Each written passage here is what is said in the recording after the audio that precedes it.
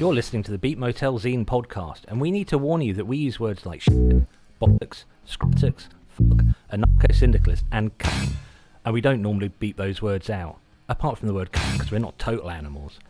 Now, we know as well as you that your children can hear these words on any street in Britain, possibly any street anywhere in the world, but we also appreciate that you may not want to invite these words into your home if you have children or sensitive pets nearby whilst listening to this podcast. So listener discretion is advised. That being said, if your children aren't allergic to hearing words like fuck, shit, buttocks or hind penis, they might learn something from listening to this podcast, although probably not, because the quality of our educational content is quite poor. So there you go, fuckers, buckle in and let's get started. Ziggy, hall light off. Okay. All good? Yep, right. I'm going to take a coat just in case. Emma's put this thought in my head that I should always take a coat in case I break down. What? Is that what you've had as well? We're going in an old car, right. Right, it's the sound of my front door, because we are off to London to see BATUSHKA and Kanonenfieber. Band. This time I'm not going to go and fetch Rocky. Why is that? I didn't hear the question. Even better. We are in almost the same parking space we're in when we were at the Dome in Tuffnell Park for Wolfheart and Before the Dawn. So who are we seeing tonight? It's BATUSHKA Kanonenfieber. Is it Kanonenfieber or Kanonenfieber? Well, are they actually German? Yeah. They are German. That'd be Fieber. Fieber? Kanonenfieber. Kanonenfieber. Yeah, and there is a queue. So we're being lightweights and staying in the car. Sitting in the warm. Yeah. But this is the proper BATUSHKA. Is it BATUSHKA? How do you say it? BATUSHKA. It is BATUSHKA. I think it means priest. It's something like no, father. It means father. Okay, yeah. But father in the priest sense. How can you have a father in the priest? Because you say father, don't you? If I was thinking of Catholics. I was thinking you can't be a dad if you're a Catholic priest. I didn't explain that at all well. I just said the same thing over and over until you sort of finally gave up. Clearly, oh yeah, that's what it needed for me to understand it. Just repetition. But yeah, very much looking forward to this, and I think we're going to bump into some other people we know in here, which is very cool. But yeah, I hope it didn't take too long because I really need a piss. There's someone snogging over there, look. You don't see that as often as you used to. you don't. Oh, it's kind of sweet. Bless him. Yeah. It's nice. That's a very big coat she's got on. It's a very cold day. Yeah.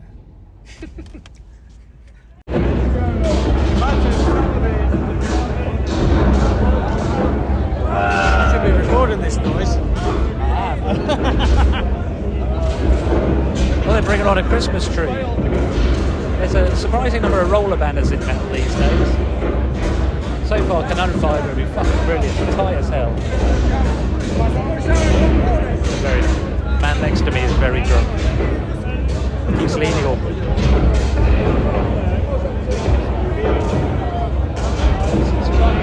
Not a lot of talking between the songs, but good sound effects.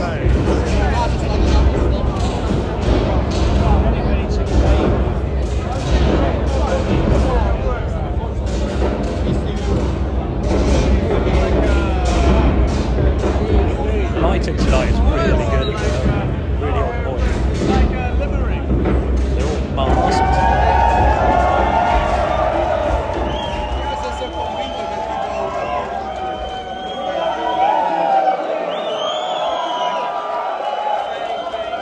Rocky just said this is going to take some beating.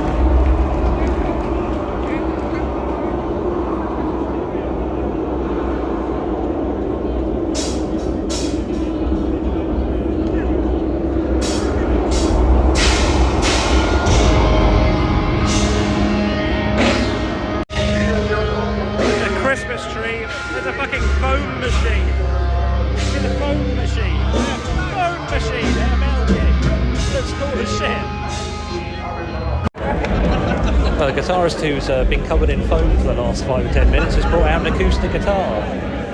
You don't see many acoustic guitars in these like this. He's got an actual acoustic guitar with him. He has. That means we're going to get songs about feelings. I think we're going to get songs about Christmas, because they've just brought a Christmas tree on stage. Ah, so it's not foam, it's snow. Yes, snow. Ah, right, okay.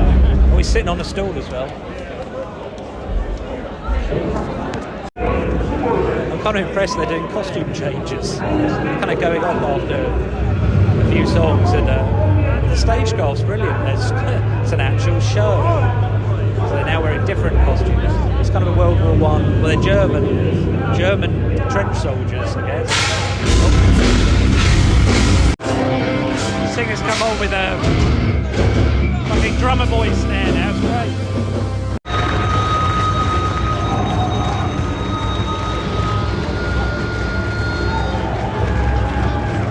I think they're done. The singer got the crowd split in two while the song was building up. When it started, and everyone just run at each other. It was like the biggest game of heavy metal British bulldog I've ever seen. That was frankly astonishing. That was so good.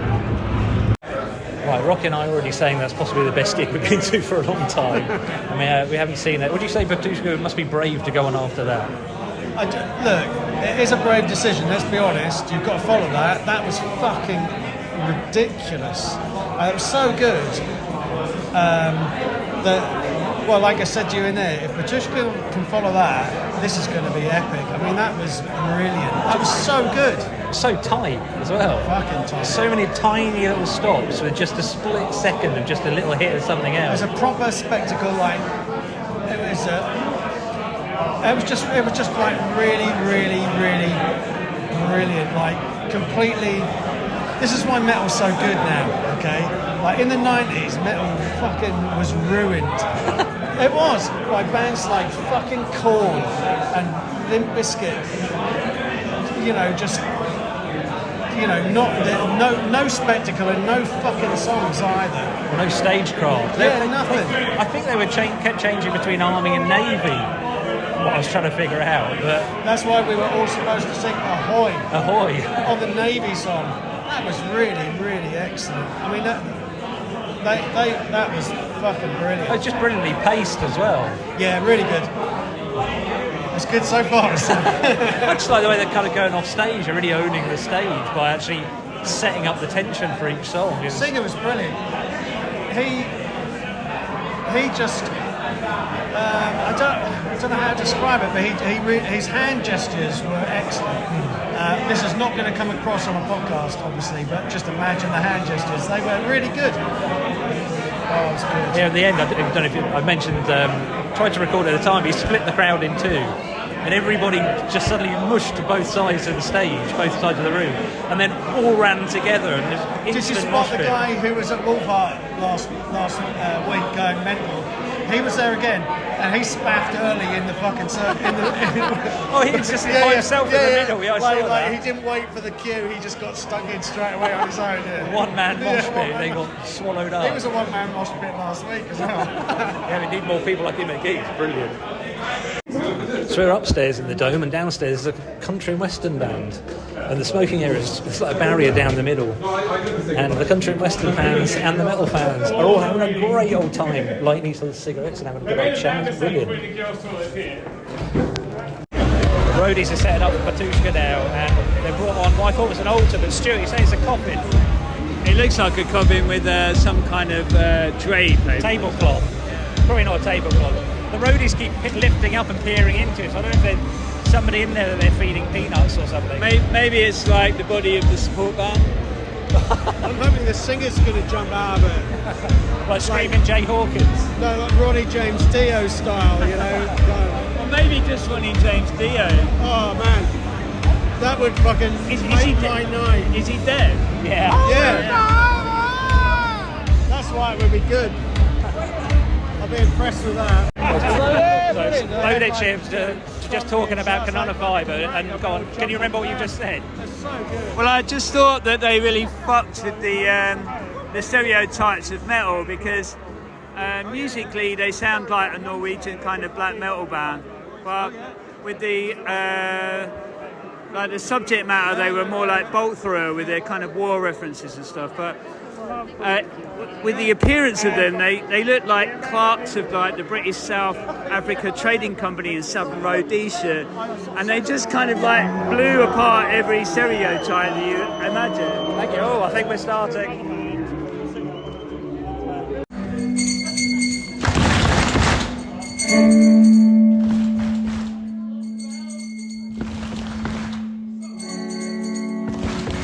never had people clap along to bells gigs before. This is new. Wow, so out of time.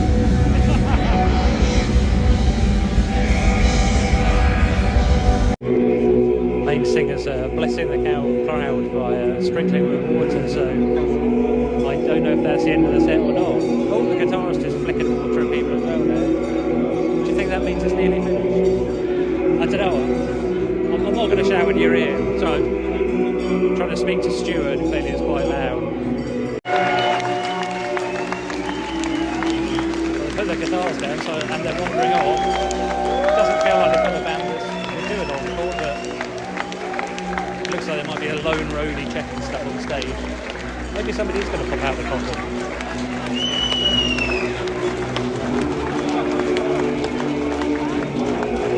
There's a lot of them on stage.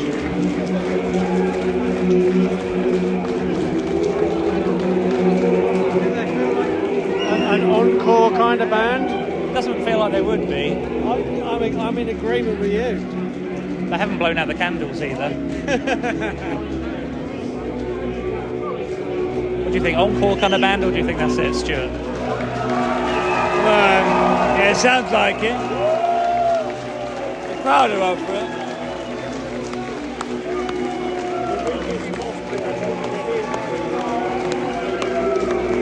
Oh no, he's taken the spare candles now. Stu suggested that you're after sound bites. The weakest mosh pit I've ever been in. He is blowing out the candles. Oh, he is blowing out the candles. Well, I'm glad they're safety conscious anyway. That's how fires start. Sometimes, do you know what? Like lighting some candles to say we're Hail going saying, now, and then sometimes they're saying Hail Christ. yeah, putting the candles out at the end, like, yep, that's done. You can go. It's a nice clear Yeah. signal. It's like, It's just part of the ritual. Like they came on and lit them, now they're unlighting them. So like, it's part of the ritual of the whole Unlighting thing. them, is it? Unlighting. I like that. It's all very slow and deliberate. Yeah, someone's handing out candles at the front now, so I reckon that must be it. There goes one lone lad in a hood, handing out candles. That's how you know the gig's over. I'll get there in the end. I'll catch up with you. Yeah, we've had our chips now. We're Great. back in the car. That was. I wasn't all that impressed at first. It was heavy as fuck. I mean, the 5 minutes of lighting candles, I get it. It's certainly part of the shtick, and I think that's important. Actually, it does set the scene nicely. I enjoyed the shtick. You know, the 5 minutes at the start I thought that was good. I don't know, the drum sound wasn't there, and I don't know what it was. It was a real gig of two halves. The second half was absolutely fantastic, really brilliant. The first half was a bit tedious. No, it wasn't tedious. I would say that my ears started to get fatigued. Yeah. It started to sort of mush together. And I went to the merch stand because there was no one there. There's massive queues for it all night. And I bought a Kanonenfieber t-shirt, and I'm just showing off now. No, the card machine wouldn't work, and they started the first track off that the Good album. I was just like, come on, make your machine work. That was please. the point though, where it did get really good. I mean, look, let's make no bones about it. Kanonenfieber were the best band tonight. Yeah, I agree with that. They really were. But you know, the second half of that BATUSHKA set was phenomenal, really good. But I mean, they're not Have a Crew now. That's what it comes down to. They are And not there's Have a the- Crew now. There's the Have a Crew now measure. You know, that was our first gig at the Dome, however many years ago it was. Actually, it wasn't that long ago. That wasn't that long ago. I was surprised at how many of them there were on stage. Now, I said to you before while we were stuffing our face with chips, that I was impressed that the vocals were live. I was expecting the the ecclesiastical vocals to be on a backing track, and you're not convinced they were live. I don't know. I can't tell. They're all wearing masks. Just can't tell. Yeah, I think another thing about tonight was the vocals kind of put me off, because those kind of high screamy vocals I'm not really into. I will take my Cookie Monster vocals over that any day. and I don't mind it, but basically they're like Deaf Heaven, vocals, and there were points where in the first bit where the singer was kind of doing the high screaming stuff, and it reminded me of going to see Deaf Heaven at Heaven. Yeah. And I was thinking, this isn't as loud or heavy or tight as Deaf Heaven were. This is not as good as Deaf Heaven, which is going to annoy every black metal listener. Thanks to everyone who's just unsubscribed. But you have. But I mean, it just wasn't. It just wasn't as good. As Deaf Heaven. But they did pull it round. There's no denying the fact that they really pulled that round. The second half was great. They were brave putting on Kanonenfieber. That was the big thing. That was such a fucking mistake. They should have put someone on who was middle of the road. Oh, we could have done it. Yeah, they should have just put someone less good on, like us. Because we caught up after Kanonenfieber and said, "Oh my God, that's going to take some beating," and they didn't. And what a cardinal sin for a headline act. You got to pick your support, but your support band can't be better than you. Also, I think the support band was quieter. I don't think the volume was as high. No, I don't think. I think you're probably right, but that's not a trick I like to see. I always think, come on, we're past that, aren't we? Well, that first band sounded awful. Oh, I didn't even see what they were called. We came in. They were wearing leather smocks. Did you see? The first band? Yeah. Oh, they really? I'm pretty sure they were wearing either that or they've got roadies that are really, really health and safety conscious. I saw a lot of dreadlocks and I thought, oh, it's 1993. So, yeah, it was really good, and it's a great venue, and everyone's super nice. Crowd was good. I tell you what, it's not just us. Let's make the point. It's not just us. Like when Kanonenfieber were playing, they split the crowd and had that whole weird kind of like British Bulldog thing. Yeah, like on the count of three, beat each other up. But the crowd were really going for it. Yeah. You pointed out that there was one guy who was also at Wolfheart last week. There was a one-man mosh pit. And he couldn't wait. He was like...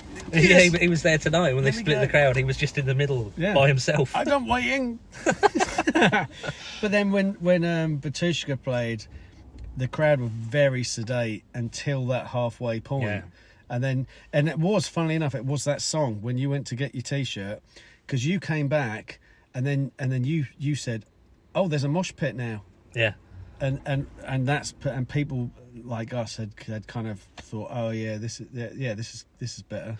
I bloody loved it. This is not a negative review. No. I don't think at all. But there was a point when my ears were starting to get fatigued, and I half expected to look around and seeing people do that thing they do at gigs when they're not really enjoying it. They just shut their eyes. People shut their eyes and they're sort of swaying slightly. And I didn't want to look around because I didn't want to see that. Because I didn't want it to be spoiled. But there were some people there, absolutely in the moment. Oh, absolutely. Yeah. There was a guy doing the Christian Spider-Man hands thing, like above his head. Big guy. Yeah, he was proper. He was there. I don't think they were really good. It was a heck of a spectacle again. Yeah. And like we were saying earlier that I like that. I mean, it's look, it's metal. It's supposed to be escapism. It's supposed to take you out of yourself, and it's supposed to be a relief. That's why I like Merciful Fate and King Diamond and that kind of stuff, because you're going to get a show on top of like fucking brilliant riffs, right? So this was the same. It was really, really good fun. It was a heck of a show, but like again, there was a marked difference. To Kanonenfieber were working the crowd; they were going nuts. Oh, everyone else was going nuts. And the way they paced the set was just superb. Whereas BATUSHKA literally stood still. And it looked amazing. I mean, it really did. I mean, everyone who went tonight who got their camera out would have got an amazing photo, because it looked insane. It was absolutely brilliant. And in a venue that small, the effort made to make it look that good was really commendable. Absolutely fantastic. And just to, reinforce the point, that halfway through they just got really, really good. just brilliant. It was like a switch had been flicked, wasn't it? It was bizarre. It was a bit weird. I hate to say, I think it might be because they played older stuff. Maybe, but I think also the drum sound, it took them a while to sort it out, because I mean the snare drum was so muddy at the start, and they're doing blast beats, and you just It's got to be clear. Yeah. Cool. Anyway, we need to drive back to Ipswich. Thanks for listening. Up yours.